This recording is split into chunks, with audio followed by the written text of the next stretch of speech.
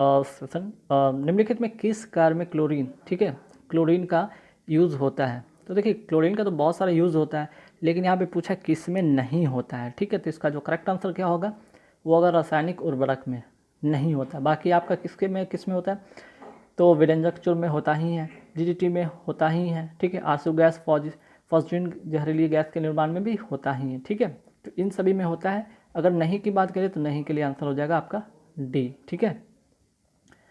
Next है कि सागरीय जल में विद्यमान साधारण नमक की मात्रा कितनी % होती है, ठीक है। ये सिंपल सा क्वेश्चन है, इसका करेक्ट आंसर हो जाएगा 2.8%, ठीक है। निम्नलिखित में कौन एक सदिश राशि नहीं है? सदिश राशि मीन्स कि वेक्टर क्वांटिटी और वेक्टर की बात हो रही है और स्केलर की बात हो रही है ना, वेक्टर और स्केलर की बात हो रही है। तो वेक्टर जो सदिश राशि, स्केलर जो कि अदिश राशि, ठीक है। तो बात यहाँ पे करेंगे सदिश राशि नहीं है ना, कौन सदिश राशि नहीं है? तो जिसमें क्या होता है, वेक्टर में क्या होता है कि जिसमें आपका डायरेक्शन भी होता है और मैग्नीट्यूड भी होता है, और आपका स्केलर में क्या होता है, डायरेक्शन नहीं होता है, ओनली मैग्नीट्यूड होता है, ठीक है। तो सदिश राशि की बात हो रही है, तो सदिश राशि इनमें से कौन नहीं है? तो इसका करेक्ट आंसर होगा द्रव्यमान यानी कि मास, ठीक है। मास हो जाएगा इसका करेक्ट आंसर, ठीक है। बाकी संवेग में होता है आपका डायरेक्शन, संवेग में क्या होता है, डायरेक्शन होता है, वेग में भी होता है, ठीक है। अब आते हैं यहाँ पे कुछ चीज़ें और भी बात करते हैं, ठीक, कुछ चीज़ें और भी बात कर लेते हैं इंपॉर्टेंट। देखिए यहाँ पे जो फैक्ट के बारे में मैं बता रहा हूँ उसे आप नोट कर लीजिए। सबसे पहले अगर हम बात करते हैं संवेग, संवेग तो आपको पता है सदिश राशि, इसमें इसका इंपॉर्टेंट क्या हो जाता है, संवेग का फॉर्मूला आता है मास इंटू वेलोसिटी, ठीक है। मास इंटू वेलोसिटी आप इसे रख लीजिएगा, इससे रिलेटेड आपके जो है न्यूमेरिकल एग्जाम में आते हैं, ठीक है। आपके इससे रिलेटेड क्या होते हैं, न्यूमेरिकल आते हैं एग्जाम में, मास इंटू वेलोसिटी, ठीक। वही वेलोसिटी की बात करते हैं तो वेलोसिटी इक्वल टू क्या आता है, डिस्प्लेसमेंट बाय टाइम होता है, ठीक है। डिस्प्लेसमेंट बाय टाइम होता है, इसे भी आप नोट कर लीजिएगा, ठीक। अगर वही कहते हैं, अगर हम बात करते हैं द्रव्यमान से रिलेटेड तो क्या होता है, जो होता है डेंसिटी इक्वल टू क्या होता है, density equal to mass by volume होता है, आज जिसको क्या लिख सकते हैं, केजी मीटर क्यूब, ठीक है। तो डेंसिटी का जो होता है, घनत्व का जो होता है, यहाँ पे आप मात्रक देख सकते हैं, फॉर्मूला देख सकते हैं, ठीक है। तो इससे रिलेटेड यहाँ पे सवाल बनते हैं, है ना।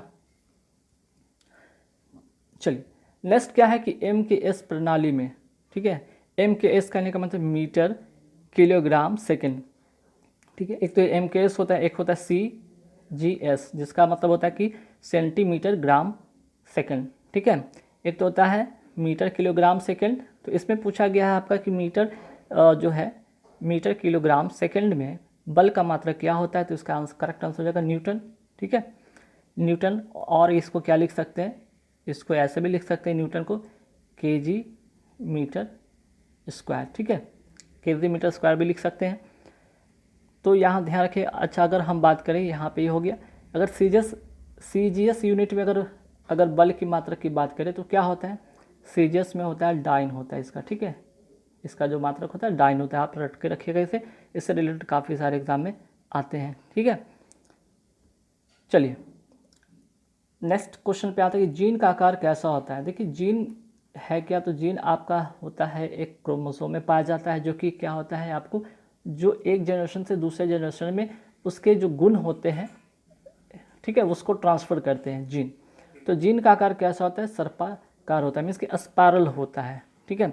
और यहाँ से एक सवाल ये भी आता है कि जीन शब्द को किसने दिया था, जीन शब्द को दिया था जॉनसन ने, है ना, जॉनसन ने दिया था, इससे भी आप रट के रखिएगा। चलिए नेक्स्ट है कि रेशम के कीड़े का भोज्य पदार्थ क्या है, मीन्स कि खाने का क्या खाता है, रेशम का कीड़ा क्या खाता है, तो यह शहतूत की पत्ती खाता है, सिंपल इसका आंसर होगा। नेक्स्ट है ट्रांसफॉर्मर से बहुत अच्छा क्वेश्चन आता है कि ट्रांसफॉर्मर का प्रयोग किया जाता है, किसके लिए किया जाता है। सबसे पहले ट्रांसफॉर्मर की बात करें तो ये सिर्फ केवल एसी करंट के लिए लागू होता है, ठीक है, एसी करंट में यूज़ होता है। अल्टरनेट करंट की बात करें तो इसका जो करेक्ट आंसर हो जाएगा प्रत्यावर्ती धारा को वोल्टता के रूपांतरण के लिए, है ना, अल्टरनेट करंट के वोल्टता को चेंज करने के लिए, ठीक है। ऐसे भी होता है इसको। अच्छा एक चीज़ और यहाँ पे ट्रांसफार्मर के बारे में बात कर रहे हैं तो ये भी जान लीजिएगा कि विद्युत, ठीक है, विद्युत चुम्बकीय प्रेरण के सिद्धांत पर काम करता है, ठीक। तो आपने एक तो आंसर जान लिया भाई कि ठीक है, प्रत्यावर्ती मीन्स कि अल्टरनेट करंट के वोल्टता को जो है चेंज करने के लिए होता है। दूसरा कि विद्युत चुम्बकीय प्रेरण सिद्धांत पर काम करता है, ये सिर्फ एसी करंट में यूज़ होता है। दरअसल होता है क्या, ट्रांसफ़र करता है क्या भाई, जो हाई अल्टरनेटिव वोल्टेज को क्या करता है, निम्न अल्टरनेटिव वोल्टेज में कन्वर्ट करता है, या फिर निम्न जो होता है मीन्स कि लो एसी वोल्टेज से हाई एसी वोल्टेज में, है ना, ध्यान रखिए। चलिए, जब किसी कांच की छड़ को रेशम से रगड़ा जाता है ना, रेशम से क्या करा जाता है, जब किसी कांच को रेशम से रगड़ा जाता है तो छड़ पर कौन सा आवेश आ जाता है, होता है कि जब इस पर रगड़ा जाता है तो इसका जो है, ठीक है, इसका जो है आवेश किस पे आ जाता है। अगर आवेश की बात करें तो चूँकि इसका इलेक्ट्रॉन इस पर चलाता है ना, ऊन पे चलाता है, तो जो देता है वो क्या हो जाता है, धन आवेश।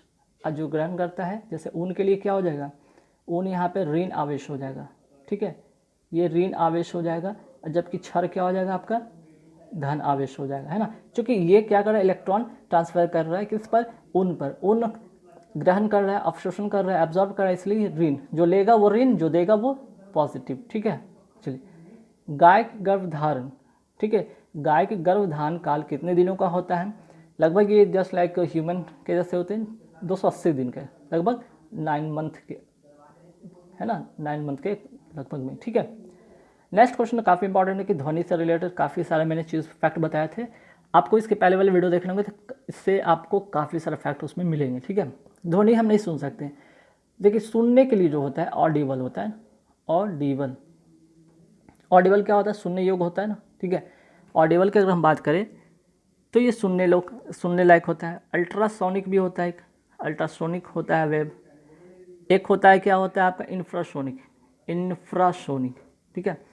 इंफ्रासोनिक में क्या होता है, 20 हर्ट्ज से कम, सुनने वाला जो होता है 20 से लेकर 20,000 हर्ट्ज तक, तो हम सुन नहीं सकते हैं ना, तो 20 से कम होगा तो नहीं सुन पाएंगे, या 20,000 से ऊपर होगा तो नहीं सुन पाएंगे, और 20,000 से 20,000 से ऊपर को अल्ट्रासोनिक वेव कहते हैं, ठीक है।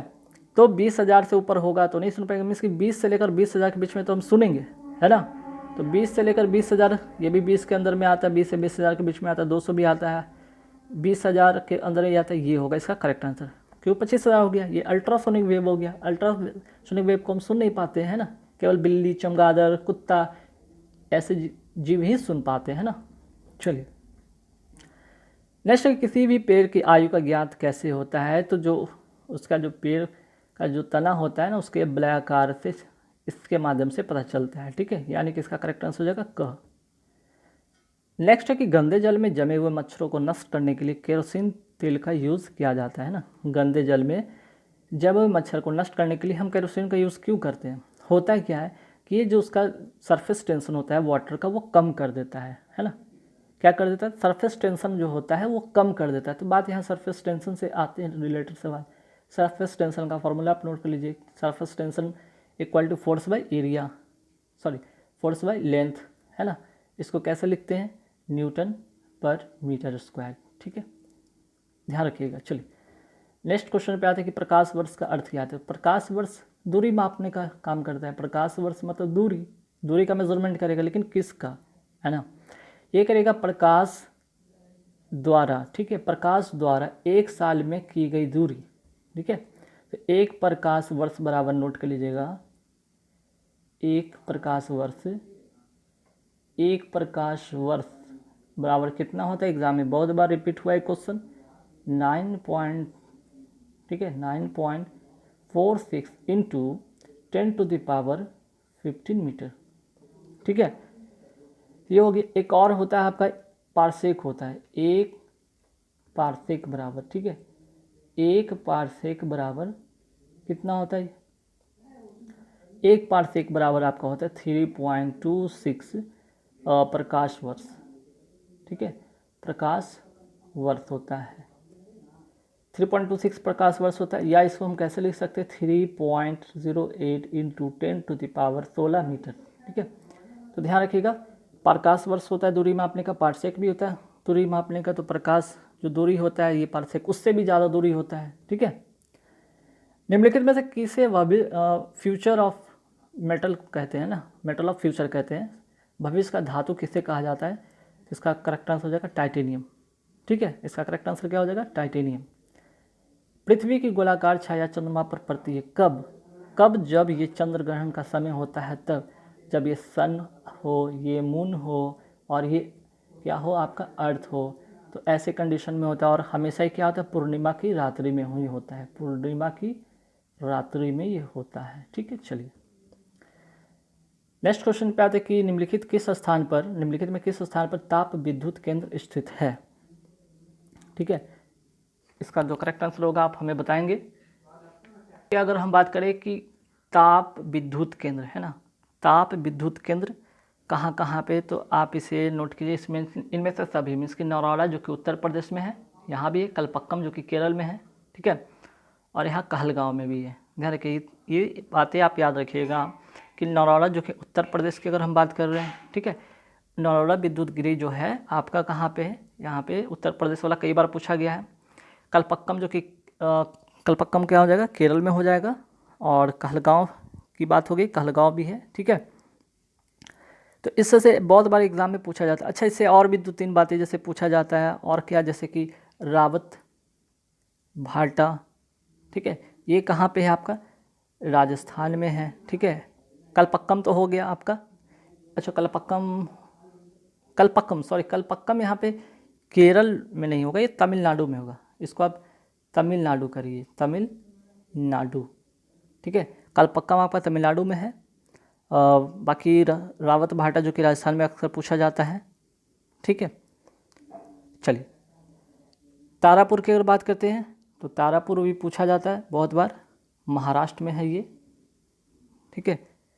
तो 2-4 चीज़ें जो है कि अक्सर पूछा जाता है। अच्छा, एक कैगा भी पूछा जाता है, कैगा जो कि कर्नाटक में है, ठीक है, कर्नाटक में है, ध्यान रखिएगा, ठीक। चलिए आगे बढ़ेंगे सवाल पे कि कवक और शैवाल के परस्पर संबंध से एक नया पादप वर्ग बनता है, ठीक है, उसको क्या कहते हैं? लाइकेन कहते हैं। क्लियर? चलिए आगे बढ़ेंगे सवाल पे, धोने वाला सोडा का रासायनिक सूत्र क्या है? एक खाने वाला सोडा था, एक धोने वाला सोडा था। तो धोने वाला अगर सोडा की बात करते हैं Na2CO3 sodium carbonate, Na2CO3 into 10H2O, ठीक है, ये हो गया आपका धोने वाला सोडा। खाने वाला सोडा का नोट कर लीजिए, खाने वाला सोडा को क्या नाम है इसको? NaHCO3 मीन कि सोडियम बाइकार्बोनेट, ठीक है, सोडियम बाइकार्बोनेट खाने वाला सोडा को कहते हैं। HNO3 को क्या कहते हैं? नाइट्रिक अम्ल, नाइट्रिक अम्ल। ये क्या है? NaOH क्या है आपका? कास्टिक, ये क्या आपका? कास्टिक सोडा इसको कहते हैं, ठीक है। NaOH को या सोडियम हाइड्रोक्साइड कहते हैं। अब यहाँ पे HNO3 से एक और सवाल आप नोट कर लीजिएगा। एक्वा रेजिया के बारे में आपने सुना होगा, ठीक है, एक्वा रेजिया, ये अक्सर एग्जाम में पूछा जाता है ना। रेजिया क्या है? मीन्स कि यहाँ पे जो है आपका अम्लराज, हिंदी में क्या लिखा रहेगा? अम्लराज कितने के, इसका अनुपात पूछता है, रेशियो पूछता है। रेशियो क्या होता है? 3:1, मीन्स कि HCl होता है इसमें, अनुपात HNO3 मीन कि आपका जो है सोडियम, यहाँ पे HCl क्या हो गया? हाइड्रोजन क्लोराइड, और HNO3 हो गया आपका हाइड्रोजन नाइट, है ना, यहाँ नाइट्रिकम हो गया, और ये आपका हाइड्रोजन क्लोराइड हो गया, ठीक है। तो ये याद रखिएगा। चलिए नेक्स्ट है कि एक कांच के छड़ को ऊन से रगड़ा जाता है। फिर से सेम सवाल, ऊन से रगड़ा जाता है, ठीक है। तो कांच की छड़ से इलेक्ट्रॉन ऊन पर चला आता है, तो कांच के छड़ पर कौन सा आवेश होता है? फिर से जो देता है वो धन आवेश, जो लेता है ऋण आवेश, है ना। चलिए नेक्स्ट है, नमक मिश्रित कपूर को शुद्ध किया जा सकता है किसके द्वारा? ठीक है, तो नमक मिश्रित कपूर को हम शुद्ध करेंगे ऊर्ध्वपातन मीन्स की सब्लिमेशन विधि द्वारा, इसको कहते हैं, इंग्लिश में क्या कहते हैं? सब्लिमेशन। तो 2-3 फैक्ट यहाँ से आप नोट कर लीजिए। पहला चीज़ जैसे कि आसवन विधि द्वारा जिसकी बात करेंगे, है ना, जिसको डिस्टिलेशन कहते हैं, डिस्टिलेशन, इस मेथड से क्या होता है? ध्यान रखिएगा, डिस्टिलेशन मेथड से ये होता है कि किसी द्रव्य को गर्म करके वाष्प में परिवर्तित किया जाता है, फिर उस वाष्प को किया जाता है? ठंडा करके पुनः द्रव्य में संग्रहित किया जाता है। एग्जाम्पल के तौर पे आप इसे लिखिएगा, पेट्रोल, ठीक है, पेट्रोल प्लस किरोसिन को अलग करने पर, किरोसिन को अलग करने की विधि डिस्टिलेशन होता है। द्रव से क्या होता है, आपको गर्म करके द्रव को क्या करेंगे, गर्म करेंगे, ठीक है, गर्म करके वाष्प में बदलेंगे, फिर वाष्प को पुनः क्या करेंगे, ठंडा करेंगे और द्रव में चेंज करेंगे। इस पूरे द्रव को गर्म करके वाष्प में करेंगे, वाष्प को फिर से क्या करेंगे, वाष्प को यहाँ पे ठंडा करके द्रव में करेंगे कन्वर्ट। इस पूरे प्रोसेस को डिस्टिलेशन कहते हैं। उसके पेट्रोल प्लस क्रिएशन इसको हो जाएगा इसका करेक्ट आंसर, ठीक है। इसमें एक और सवाल आता है डिस्टिलेशन के बाद आता है आपका दूसरा फैक्ट नोट कीजिए, फ्रैक्शनल डिस्टिलेशन, ठीक है, फ्रैक्शनल डिस्टिलेशन, ठीक है। फ्रैक्शनल डिस्टिलेशन को हिंदी में कहते हैं प्रभाजी आसवन विधि द्वारा, है ना, प्रभाजी आसवन। इस विधि में क्या होता है सुनिएगा, इस विधि में आपका एग्जाम्पल क्या क्या हो सकता है एग्जाम के तौर पर, जैसे कि आपको मेथिल एल्कोहल, ठीक है, मेथिल अल्कोहल को एसीटोन में, ठीक है, एसीटोन में से चेंज करेंगे तो, और क्या हो सकता है, इसमें वायु के अवयव को भी किया जाता है, वायु के जो अवयव होते हैं उसको अलग किया जाता है। थर्ड आपका हो जाता है पेट्रोलियम को, ठीक है, पेट्रोलियम को। एग्जाम्पल 3 नोट कर लीजिएगा, मेथिल अल्कोहल को एसीटोन में, वायु के अवयव को और पेट्रोलियम को, ठीक है, इसका एग्जाम्पल। एक और होता है जैसे वर्ण लेखन द्वारा, जिसको कहते हैं क्या इंग्लिश में, क्रोमैटोग्राफी, क्रोमैटोग्राफी। इसमें क्या होता है, स्याही जो होता है इंक, ठीक है, स्याही के अवयव को इसमें अलग किया जाता है, स्याही के अवयव को अलग किया जाता है, ठीक है। एक इससे से एक और क्वेश्चन आता है थिराना, थिराना, थिराना मतलब सेडिमेंटेशन कहते हैं, सेडिमेंटेशन, सेडिमेंटेशन या थिराना कहते हैं। होता क्या, गंदे जो पानी होते हैं ना, गंदे पानी में उपस्थित मिट्टी को क्या किया जाता है, अलग किया जाता है, और इस पूरे प्रोसेस को क्या कहते हैं, इस पूरे प्रोसेस को कहते हैं निथारना। यहाँ पे थिराना हो गया और यहाँ पे कहते हैं इसको क्या, निथारना। निथारना को कहते हैं इंग्लिश में, यहाँ पे नोट कर लीजिएगा, डीकैंटेशन, ठीक है। कन्फ्यूजन बहुत होगा, थिराना और निथारना। थिराना होता है क्या, जब पानी, गंदे पानी में अगर मिट्टी होता है उसको थोड़ा देर के लिए शांत छोड़ दिया जाता है, जब मिट्टी नीचे बैठ जाती है तो पानी को गिराकर मिट्टी पानी को अलग कर लिया जाता है, इसको कहते हैं सेडिमेंटेशन, और इस प्रोसेस को कहते हैं डीकैंटेशन, ठीक है। नेक्स्ट है कसिक का तेल क्या कहलाता है, कसिक का तेल कहलाता है एसिटिक अम्ल। एसिटिक अम्ल का क्या होता है सूत्र, CH3, ठीक है, CH3COOH, ठीक है। और हाइड्रोलिक अम्ल को तो HCl कहते हैं, सल्फ्यूरिक अम्ल को H2SO4 कहते हैं, नाइट्रिक अम्ल को HNO3 कहते हैं, HNO3। अगर आ जाए इसके बारे में पूछ दिया जाए एग्जाम में तो जरूर याद रखिएगा, ठीक है। चलिए नेक्स्ट है कि वह कौन सा बल है जिसके कारण पिंड धरती के केंद्र की ओर खींचा चलाता है। सिंपल है ग्रेविटेशन। और ग्रेविटेशन की बात करें यहाँ पे जब गुरुत्व के कारण कोई त्वरण उत्पन्न होता है उसको क्या कहते हैं, गुरुत्वीय त्वरण कहते हैं, ठीक है। गुरुत्वीय त्वरण कहते हैं जिसको कहते हैं ग्रेविटेशनल एक्सेलरेशन। ग्रेविटेशनल एक्सेलरेशन को जी से डिनोट करते हैं और जी का वैल्यू होता है 9.8 मीटर पर सेकेंड स्क्वायर।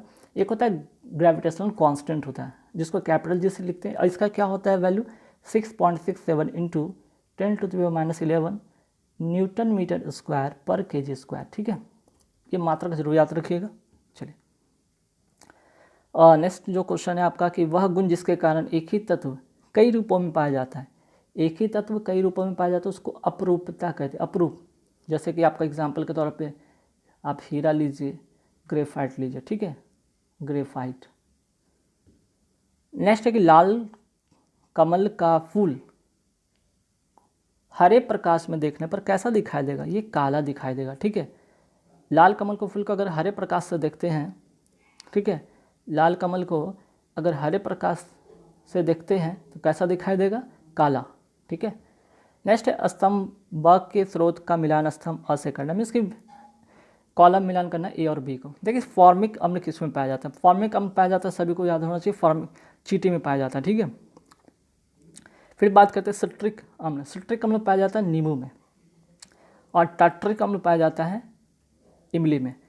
ये हिसाब से पहला का हो जाएगा 3, दूसरा हो जाएगा 1 और थर्ड का हो जाएगा 2। 3 1 2 का कॉम्बिनेशन बनेगा, 3 1 2 का कॉम्बिनेशन।